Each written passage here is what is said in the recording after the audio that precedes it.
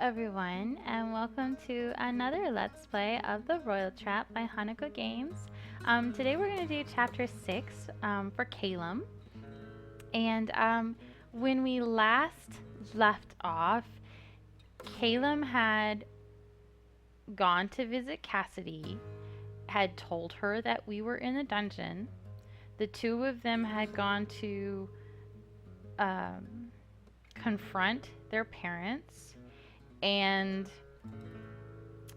their parents were like, oh well, if you guys are gonna sulk about it, then I guess she doesn't have to live in the dungeon, she can go live in the guest rooms as a prisoner. Which don't get me started. So then Callum came to visit us and suggested that we climb out of our rooms and come visit him and Cassidy in private once nightfall happens, so that we can plan. And also there was kissing. I'm not gonna lie about that. So now we are going to dive into Chapter 6, the Conclave. The last rays of the sun find me perched precariously upon a wall, inching my way from stone to stone. I ate only sparingly of my evening meal so that the food would not weigh me down. A full belly can dull the reflexes as badly as hunger pains. However, no prisoner making a desperate break for freedom would leave behind supplies. If the guards do feel the need to peer inside their trap, that should dissuade suspicion. With the protection of both Callum and Cassidy, I should not be in any great danger, even if my wanderings are noticed. I kind of question that. Somebody could shoot you. Assuming, of course, that I am not walking into a trap. Should anyone desire an excuse to have me executed, catching me breaking into the rooms of a member of the royal family would be an excellent choice. If I distract myself too much with the possibilities, I won't need betrayal to bring me to a painful end. One handhold at a time. With Callum's directions in mind, I find the proper window easily enough. A quiet knock, followed by his coded response, and I know that it is safe to enter. Madeline! She rushes up and seizes my hands enthusiastically. It's so good to see that you're all right. It is a pleasure to see you again as well, Your Highness. There's no reason to be formal, not after the way my family's treated you. It's simply terrible. I can't imagine why they would ever do such a thing. They should have been grateful to you. But everything's all right now, isn't it? I told them to take care of you. Well, they're certainly treating me with more care than they were before. But I couldn't say that everything is all right. What's the matter? Is there something you need? As long as the story still stands that I betrayed my prince, I will be in trouble when we return to Osendower. Well, that's simple enough. Stay here longer. No, I do see your problem. I'll have to think about that. For my part, I would be happy to have your company here for any length of time. Aw. Yours and Oscar's both. Well, I suppose he doesn't want to see me anymore. Why would you think that? I want to encourage her to be interested in Oscar. It's a good sign that she seems concerned, but it won't help if some problem is developing between them. Because he doesn't? I mean, he hasn't. I haven't seen him since... Oh, that's a relief. Not a real problem, just a lack of reassurances. My lady, you have been under guard. That is enough to discourage most visitors. Even your brother needed a little bit of luck to reach you, didn't he? The guards only keep out those whom I don't tell them to let in. But would Oscar know that? After everything that's happened, and seeing me thrown into the dungeon for no reason, of course he would be cautious. There's that as well. I failed you. He might be angry. That part is true to some extent. Oscar did say he had no desire to remain in Gualanor after such treachery. But it wasn't your fault. You didn't order any of this, and now that you know, you're trying to set it right. All you have to do is tell him that. My prince could never remain angry with a kind and generous young woman such as yourself. Oh, now you're flattering me. If we've reached the pleasantries, it must be time to rejoin the others. I know that Callum will be happy to see you. What has he told her about me? Cassidy takes me by the hand and guides me through Callum's quarters. While he spoke of being largely neglected by his parents, his rooms appear well appointed. A scattering of mysterious parchment scribblings and metal wangles speak to his hobby of clockworks. Books as well, though there is no way to tell if they are considered his personal possessions or the castle's. And then, the man himself. No difficulties, then. Nothing I couldn't handle. Naturally. Dolores scoffs. Well, we are all together again. I think we have many things to talk about. So, really? Our options are snark at Dolores or defer to Cassidy? Why would I ever want to snark at Dolores? That seems awful. And I feel kind of... I want to see all the options.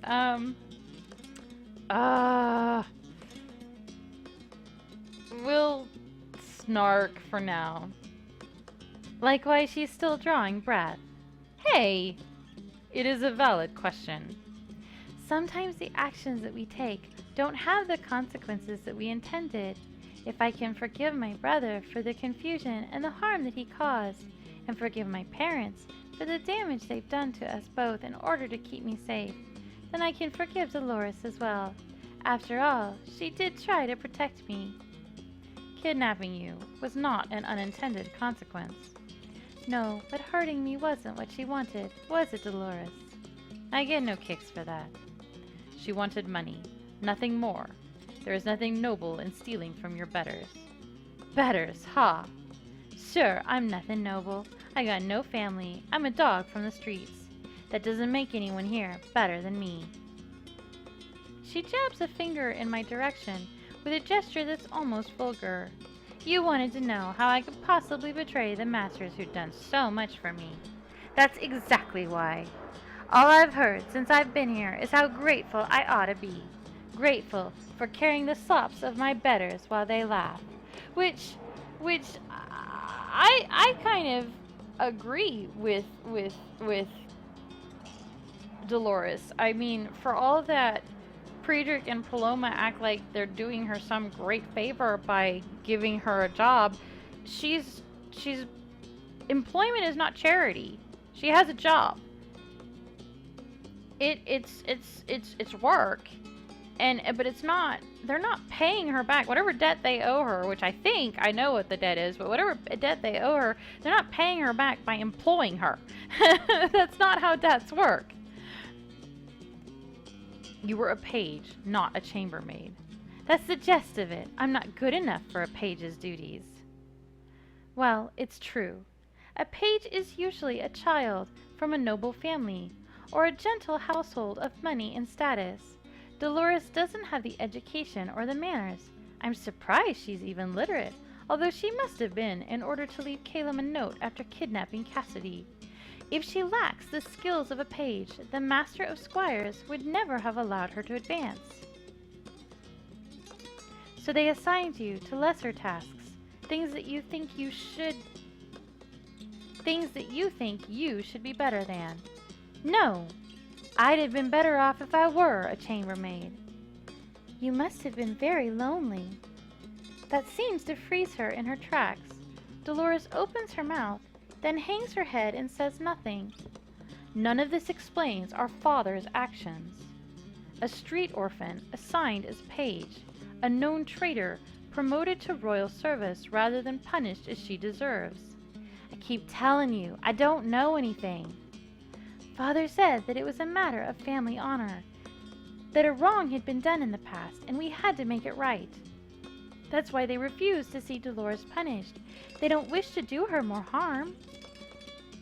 What harm could the crown of Guelenor have done to you? Bringing me to the palace in the first place? I don't believe they see it that way. They were trying to help you. Help me. It's ridiculous. Maybe it has something to do with your parents. I don't have parents. You didn't fall out of a gooseberry bush. Perhaps your parents died in some way that the royal family feels responsible for. Me and every other dog in the kingdom. There is another possibility. Your parentage is unknown to you, not necessarily to others. So what? For my royal father to react so swiftly with lies and misdirection, even threatening a foreign prince and his entourage, he is protecting you as if you were his own daughter. Silence falls. Even a bastard daughter would be worth more to him than another son. A king's daughter? It wouldn't make any difference. It's your mother that you'd inherit from. Inherit? Don't you see what this means? We could be sisters. No, we couldn't. Even if we shared blood, and that's an if, it wouldn't make you kin to me. As it stands, there's no reason to believe that it's true. It would make a certain degree of sense. Rather than raising some nameless orphan from the streets, the king would be acting to preserve his own blood. If the mother were common, anything more than a high servant's position for the child would be inappropriate. And of course, he would not wish to see her executed, so he would act to protect her at any expense. And yet, if Dolores is King Predrick's daughter, and he knows it, why was she abandoned to an orphanage to begin with? The matter could have been more easily handled while she was an infant. A sense of guilt for betraying his wife, leading him to abandon the child and its mother, and then years later, ashamed at his poor choice and attempting to make matters right? But while it is an idea that fits the shape of affairs, that doesn't make it truth. It is only an idea. Still, perhaps it would be wise to be less antagonistic towards Dolores, just in case. But if it is, or if she's telling the truth about not knowing, then she might not be involved in any conspiracy. Course not. And if that's so, who was behind that assassin? And what are the king and the wisdom doing about it? For a moment, no one speaks. Cassidy? What? I have no idea what our parents' plans might be. They rarely confide such things in me. Oh, I don't know either. I mean, I have guards. Where are your guards right now? Waiting in the hall outside. I'm safe enough with Callum here, aren't I? If I can get in without the guards catching me. Only because I let you in. True. Still, if the guards are meant to be hunting assassins, I could be in danger when moving around. It would help to know their plans, and we need to find out who's behind it for your safety. I'm sorry, I don't know about any plans. I don't know either, not that you asked. You did tell them about the assassination attempt, didn't you? The siblings exchange questioning looks that fade into concern.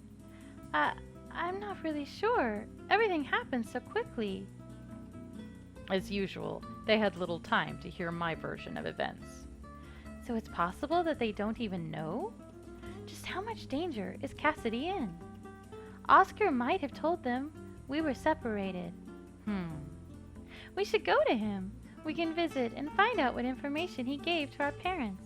And Madeline? If they leave these rooms, I can't follow them. The guards would see me. Dolores can keep her company, won't you? If you say so. Callum catches my eye for a moment, and then nods. It takes no words to understand. He is asking me to keep an eye on Dolores. He still doesn't trust her. But he does trust me. Please tell Oscar that I'm all right. I will. So, okay, hold on. I'm gonna pause and save. We're in chapter 6, and I'm gonna back up. Well, let me back up, because I'd like to know what the defer to Cassidy option was. Because I'm not doing another Callum walkthrough. Wow, that was a lot of text. We're just backing up with the scroll wheel. Oh, for the love of Pete. Really? It's gonna make me reload? That's silly. So we just hit the skip button. I don't know why. It's like the the scroll wheel will only take you back so far.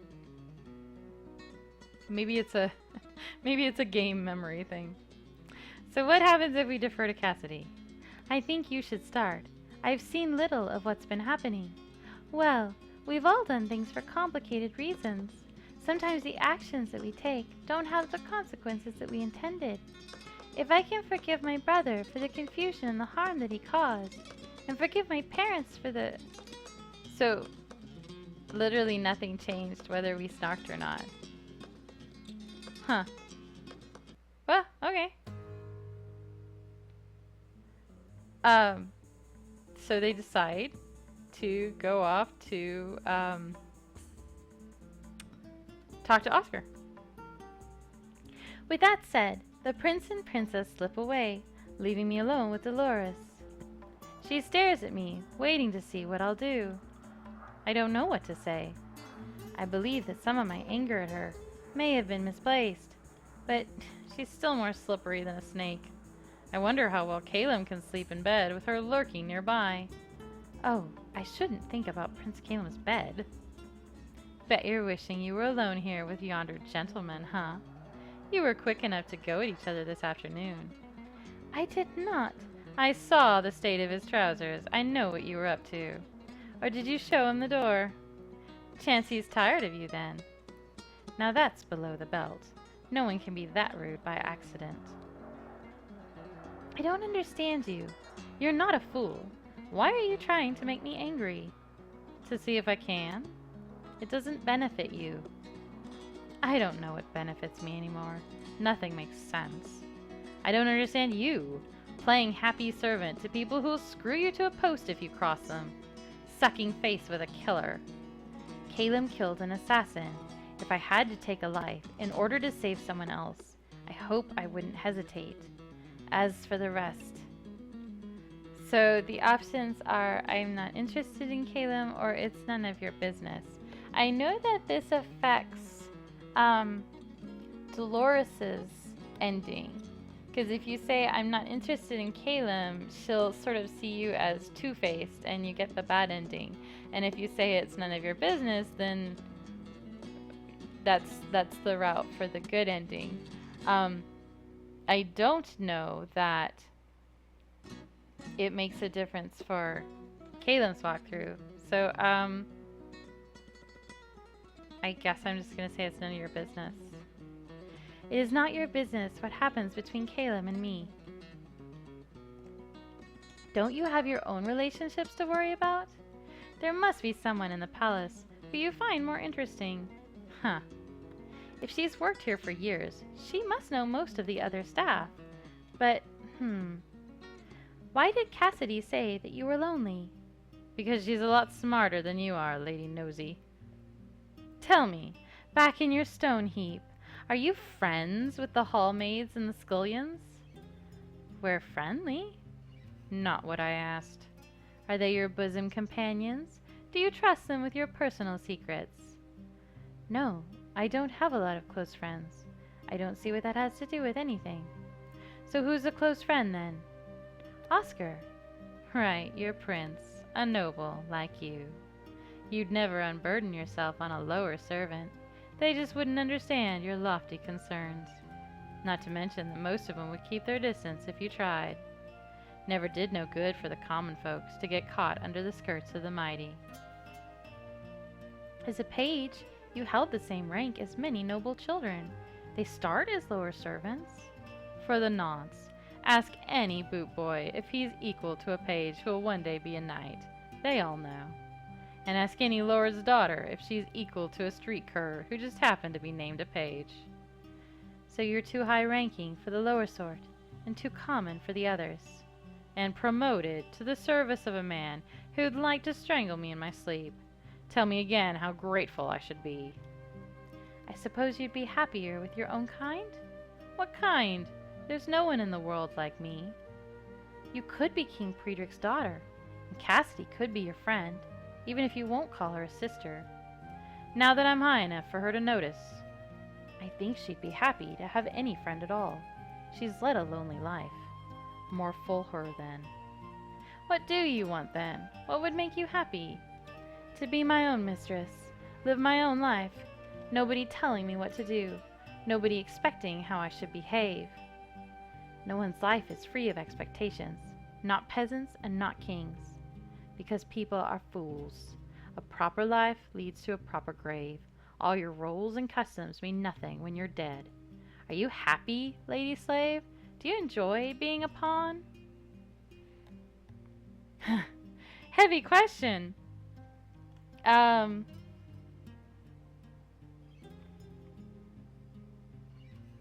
believe for the Dolores ending, we have to say I wish things were different, so we'll say I enjoy my life so we can see both options. I am happy to be who I am, and I don't think that's just a pawn. People depend on me. Depend that you'll do as you're told. Depend that I'll serve as I should, but not blindly. It was my parents who expected quiet obedience from me, and I left them behind. In the life I have now, I am expected to use all my own resources as I see fit. Oscar trusted me to think and plan for him. Prince Callum chose me as a partner in his scheme because he wanted access to my skills and my thoughts. My life isn't easy. It's certainly in a bit of a mess at the moment, but I do believe that this is the right role for me. I don't have to reject all of society in order to be happy. One thing's sure then, you and I are not the same kind. I think we've said enough. Oui. I'm not sure what to make of Dolores. In the short time that I've known her, she's worn so many faces. I thought she was nothing at first, an ill-mannered page, a servant of no importance except perhaps as a provider of gossip, someone I could use. And when she proved more clever and resourceful than I had imagined at first glance, that only made her a better tool. I didn't question her aiding me in my search.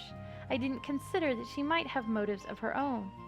Since then, I've considered her a pawn, a traitor, a criminal, a mastermind, an agent, but no label can explain her. She says that there is no one in the world who is like her, but is that really true? Suddenly, my attention is caught by a sound at the door. It's Prince Callum, alone. You must return to your confinement at once. What's happening?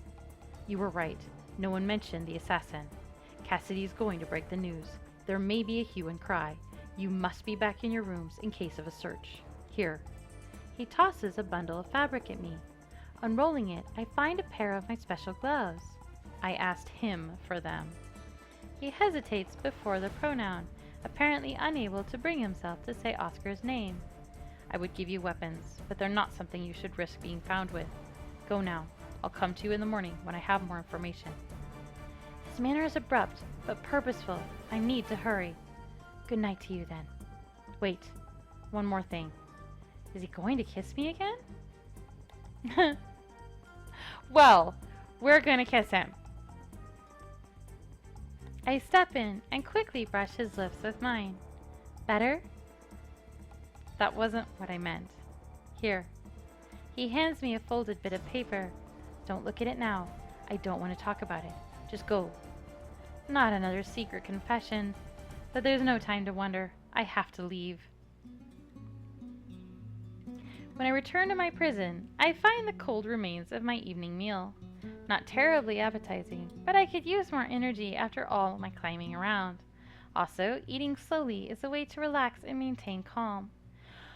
Only after I am certain that my mind is in balance do I remove the paper missive from my pouch and unfold it. It's not a message from Callum. It's a message from Oscar. Dear Maddie, thank goodness you're out of the dungeons. I hated leaving you there. I'm so sorry that I haven't been able to visit. My quarters have been under guard for my own protection. I have to be quick because so many things are happening right now, but please come and see me tomorrow afternoon if you can. You know the way. I need to speak to you in private. I'm sure I can trust Prince Callum to deliver this message without reading its contents or letting it fall into the wrong hands. I'm also sending some of your gloves. Please be careful and don't take any risks you shouldn't, especially not for me. I don't want anything to happen to you. Yours, Oscar. Oh, Oscar, just what did the two of you say to each other? It's perfectly obvious that Oscar expected Callum to read his note and be irritated by what he saw. From Callum's reactions earlier, he probably did. I don't think he'd be that displeased simply from having to carry Oscar's messages. There's no reason for the two of them to be at odds. We are all working together to protect Princess Cassidy and unravel the current situation. Maybe Callum didn't do a good job of explaining that. Well, I mean, newsflash, Oscar is acting childish. Everyone is so very surprised. So it seems that Oscar is, like myself, a partial prisoner in the comfort of his own rooms. It shouldn't be difficult for me to reach him there, once I'm sure it's safe to move about. But what is it that he thinks he needs to talk about with me? Does he need my advice about something personal? Perhaps something is blossoming between Oscar and Cassidy. I carefully hide the note in case the guards decide to search these rooms and prepare myself for the night. All other questions will have to wait until tomorrow. In a prison, even a comfortable one, any day is too much like every other day. I pace the rooms, memorizing their dimensions. I eat my morning meal when it arrives. I perform exercises, stretching and flexing to keep my body prepared for action. I wash myself clean. I wait. At last, I hear someone at the door. There you are. I was beginning to wonder. I have been kept quite busy. Have the guards spoken to you? No. Should they? Should, no. But with things as they are, it is impossible to trust anyone at their word, even my esteemed parents. Especially them. So what's happening? In his favor, Father was appropriately dismayed to discover that he had overlooked a very real threat to Cassidy. He is especially concerned that the assassin was one of our own guardsmen. He fears that a rebel faction may have intentionally infiltrated the palace staff. It complicates matters significantly when those you rely on to defend your heir and investigate threats may very well be the threats you need to investigate. Worse, treading too heavily among the soldiers may create problems where there were none. We are asking a great many questions at the moment and attempting to check stories against each other without raising alarm. My parents have asked me to aid them with these interrogations. Well, that's good, isn't it? They trust you. Or they want me to believe that, since their previous attempts at controlling me have shown their flaws. They can't trust you to obey without question, but they can trust that Cassidy's safety is your priority. If they understand that much about you and recognize your value in that respect, then perhaps you can build from there. If that's what you want, that is. I'm not really one to talk. What do you mean? My parents had plans for me. I took a better offer. We are not much in communication anymore. Plans? Bestowing some unwanted cow pasture on you as your hearthhold? Not even that much. Our resources were limited, and I was the younger daughter. They intended me as a perpetual lady-in-waiting, my sister's shadow and support, and nothing more. A shameful waste of your talents. Yes, well, there you see. A daughter's lot may not be easier than a son's. I tried to tell him that once before, days ago. Many things have changed between us since we first met that night in the passage behind the ballroom. I didn't know him then. He was a prince out of place, a man raging against the fate his birth had decreed him. It's a good thing you were wrong about Cassidy and Caspian, you know. What do you mean? You thought Cassidy was really your brother, and you wanted to give him back the life he should have had. If you resented being a prince, with no power of your own unless a woman chose you, how much harder would it be for your brother to give up being the heir in order to become just another son? That... I never thought of it like that. Well, it doesn't matter now. No. Well, I came to inform you that with all the investigations I am required to take part in, I will be busy this day. Cassidy's movements have been restricted even more than before, and the guards are on watch. I think we will have to forego meeting for today. Good. What? Oscar wanted me to come and see him, so if you and Cassidy aren't available, that works out well. Are you prepared? What do you mean? I thought you said the king is trying not to raise a full alarm. The guards haven't even been in here. Unless they're sending patrols around the walls with crossbows or rifles, I should be fine. Of course. I should leave. There are many interviews still to be held. I intend to return tomorrow. Should you have need before then, however, you may be able to send word via the guards. Right. Is there something wrong that you're not telling me? I don't know. And with that, he makes his exit. There's definitely something bothering him. I just can't tell if it has anything to do with me or not. If there were some specific danger, he would tell me, wouldn't he? Well, it seems I have the rest of the day to myself. If the guards keep a regular schedule, it should be many hours yet before they deliver my evening meal. I should have enough time to visit Oscar and return before they could notice my absence. Waiting until evening might be more prudent, but Oscar did specify afternoon. I'll just have to be careful. And so, after a cautious creep across the castle's expanse, I slipped through the window into familiar surroundings. Maddie! He takes my hand and squeezes it hard. That's exactly what Cassidy did when she first saw me yesterday. Well, I'm sure she can't have been half as happy to see you as I am. I've been worried about you.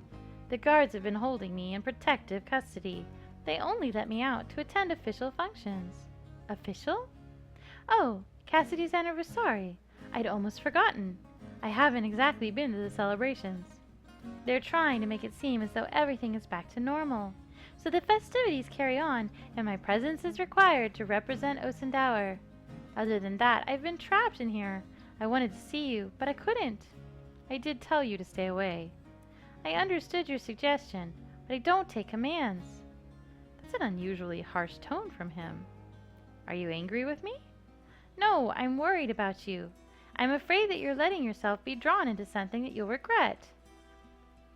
What are you talking about? Prince Callum. Oh my gosh, here we go. Not your business, Oscar. What about him? What happened between you two last night? He made his intentions clear. He plans to invite you to remain here in Guelinor. This is the first I've heard of it. Maybe he thinks he already knows your answer. Maybe he doesn't care. He certainly didn't care about forcing your hand before. Have you forgotten what sort of man he is? He attacked me, not once, but twice. He didn't really hurt you either of those times. He just needed you out of the way. He held me prisoner and forced me to listen to what I thought would be your murder. It was a sparring match, a test. I didn't know that at the time. How do you think I felt? He threatened my life and used that to force you into an illicit bargain. He is directly responsible for making us both prisoners in this place. No, he isn't. He didn't lock either of us up. That was King Prydrick. It was Callum who got me out of the dungeons. Like father, like son, you can't trust either of them. They'd both use you to their own ends. Can't you see why I'm worried? Maddie, I don't want to lose you. So, the options are, I don't want to lose you either, or you never had me.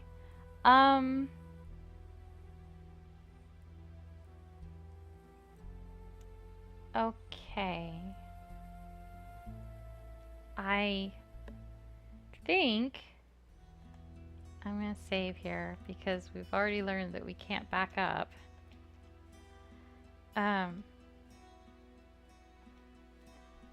I think the happy Callum ending requires us to say I don't want to lose you either, and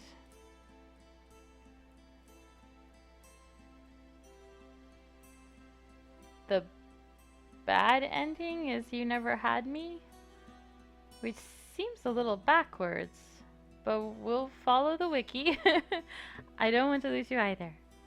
You're dearer to me than my own family. You know that.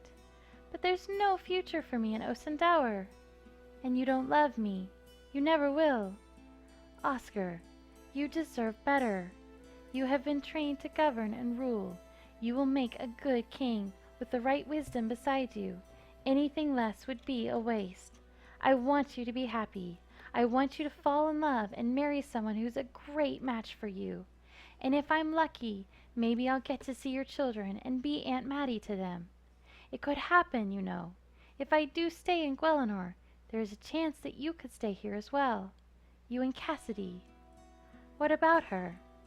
please don't tell me that you've been so busy worrying about Callum that you've completely neglected her. She likes you. I believe you like her as well. Princess Cassidy is very sweet, but I don't know her that well, and everyone wants to marry her. She has other suitors, but they aren't the ones who rode to her rescue.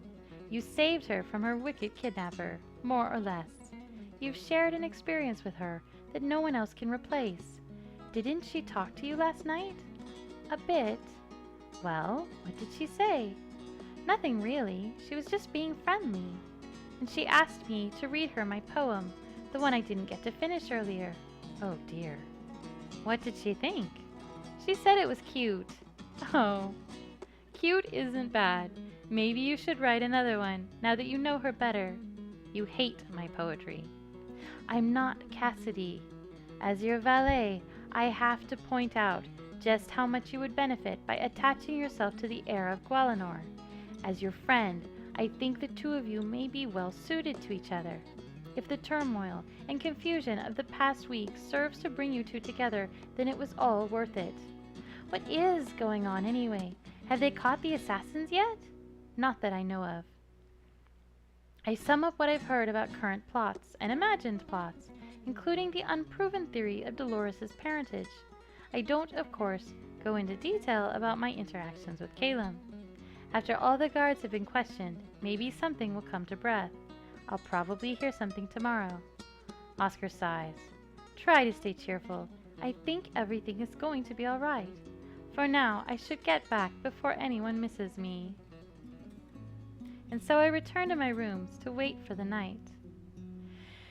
There is no indication of any disturbance either here or outside. King Prydrick's investigations must be proceeding very quietly indeed. So many guests of high importance packed within these walls, and so little disruption. Perhaps all the energy was drained out of them in the panic over Cassidy's disappearance. Now they float in a gentle haze of post-cathartic relaxation, interrupted only by bread and circuses. Somewhere there are celebrations, concerts, theater. I wonder if I will be allowed to attend any of them. I am still a prisoner in name, but if Callum intends for me to stay in Gualanor, if he asks, would I say yes? Another morning, and I am once again treading the floors. I am not entirely isolated here, nor helpless. I have spoken with my associates. I am involved in plans and actions. I have the ability to leave these rooms when I choose, when the risk is worthwhile. For all that, I cannot help feeling trapped and restless. When the door opens at last, it requires effort not to rush straight for it. Callum. And no one else. I hope you weren't expecting them. Why should I be? You had a meeting yesterday. Yes? There was the possibility that you might have made further plans. My future is quite without plan at the moment. However, I have been given the impression that you might have certain plans. What did he tell you? That you intended to invite me to remain here with you, somehow. Which is something you hadn't actually said to me yet. I'm not sure why you spoke to Oscar about it. He is your lord, and your close companion. It seemed appropriate. I had not expected his reaction. You thought he wouldn't object. I thought that if he did object, he would express it more openly. Caution becomes him. It was obvious that he does not approve, but less clear what he would do about it. He warned me off, reminded me of the dangers that you and your family pose. All of which doesn't matter at the moment, because you haven't yet offered any such invitation. What is it that you want? For me to take Dolores' place and serve you as I served Oscar? It would be, in some ways, an improvement over my situation in Osendower. Without the pressure to achieve a prestigious marriage, we might be left alone in this palace for years to conduct ourselves as we saw fit. Not forever, though. The day would come when it seemed advantageous to offer him to some ally. We would be free only as long as we were forgotten. What I want is difficult to say. I don't have the power to offer you what you deserve. I don't want to promise you more than I can give, but I do want you to understand my feelings clearly. If you could be granted a title, property, a position here in Gualanor. Is that even possible? Cassidy is the heir, and she has reached her majority, and our parents certainly owe her, and you, a great many apologies. I don't know for certain yet what it would take, unraveling this assassination plot perhaps. But if it could be done, would you wish it? An estate of my own, a lady proper, even if not the land of my birth. I would be able to support myself and a family. That's what he's asking, isn't it? Would I wish to be elevated to the ranks of Gwelenor's nobility so that I could request Prince Callum's hand in marriage? This is not at all proper. A man arranging for a woman to gain a hearthhold in order that she can offer her resources to him? Tongues would wag, playwrights would laugh and take inspiration. Is this what I want? Well, so, yes. Yes. It's hard to say the word. I can't look him in the eye. But it's the truth. I want that future. I want my own home. And I want him. I'm not sure what to say now. Callum, No, we mustn't get carried away. You'll consider, and I'll plan. That's good. He brings his stumbling tongue to a halt. I want everything between us to be perfect. For the moment, there are other matters to consider. The investigation. What have you discovered? I think it's best if I wait until we are all together to discuss that.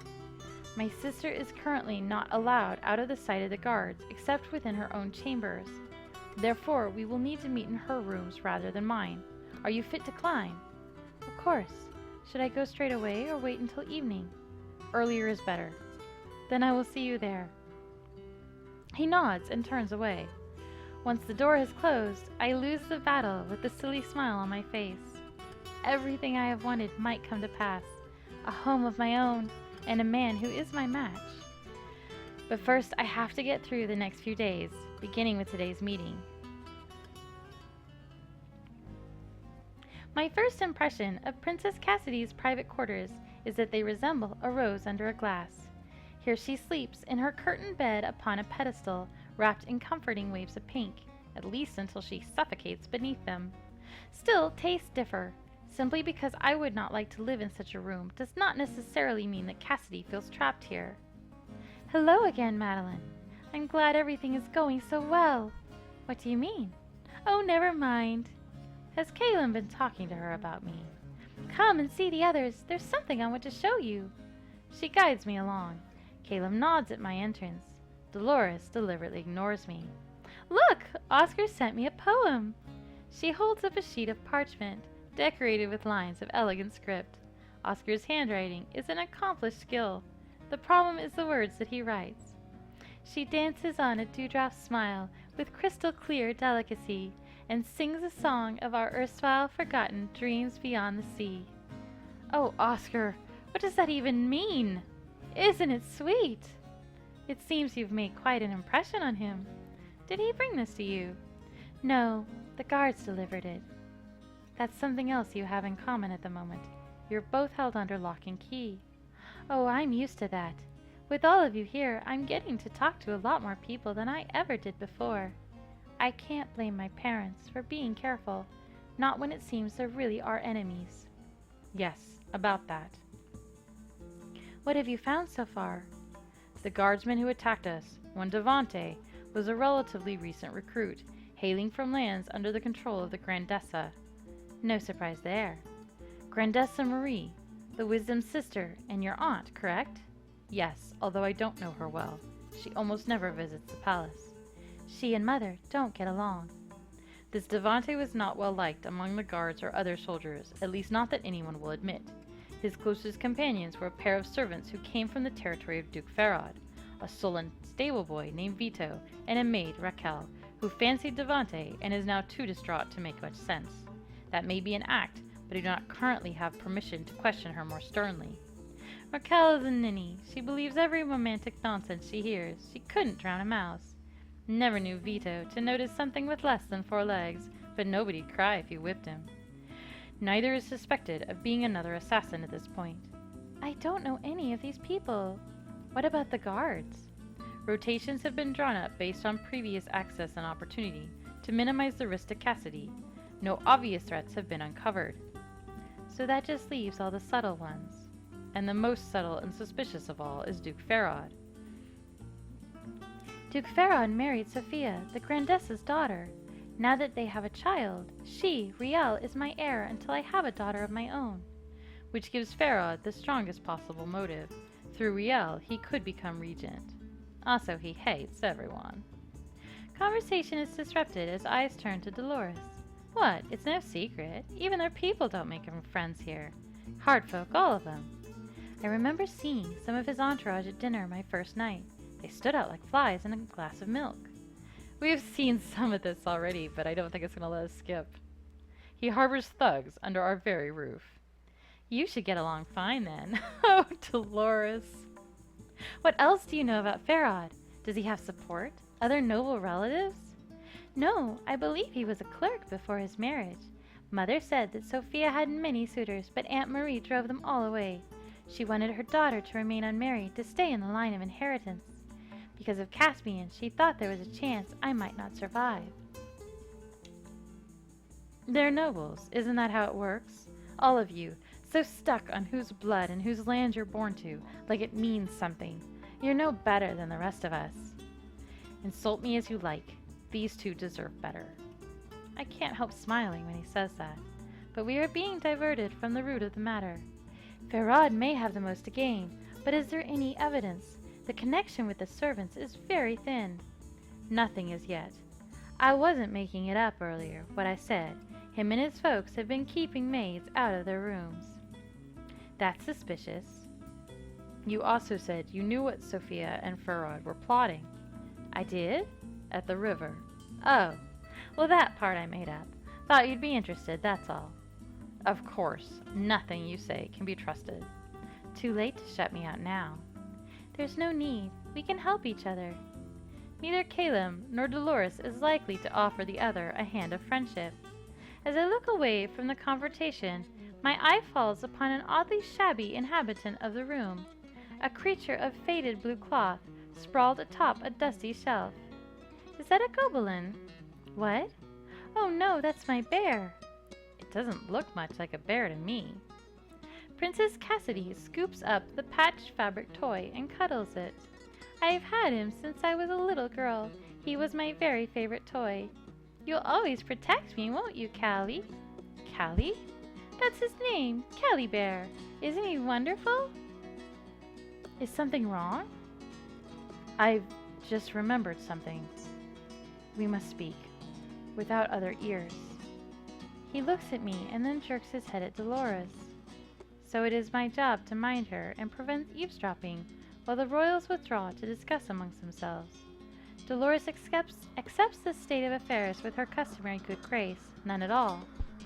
You know you're making this harder for yourself. You don't want to trail around waiting on Callum, and he doesn't want you there either. If you tried a little harder to be agreeable, you could come to some arrangement and stay out of each other's way. If he could trust you, he'd likely give you the freedom of the palace so long as you didn't bother him. As it is, you're dragging each other down. I don't want the freedom to move around this tomb. I want to be free. If your prince is prone to vomit at the sight of me, he'll want to get me gone, no? My prince? Isn't he? Maybe I could make my life easier by playing their game, but for me, I cut that line already. I know what I want, and I'll do what it takes to get it, because nobody else will. Nobody else. You really have no one you can rely on, do you? No family, no true master, no friends, no lover, no one. So what?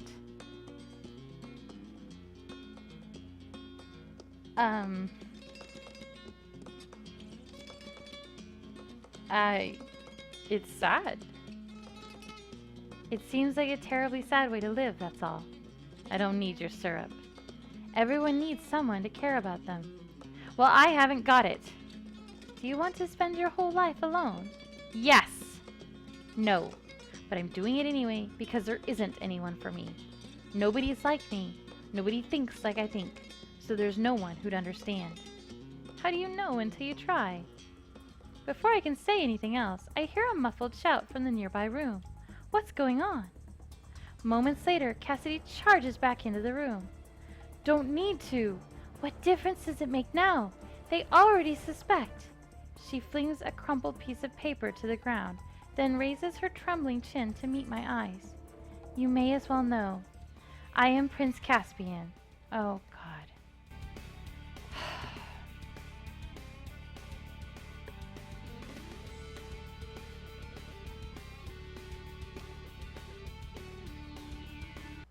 Okay,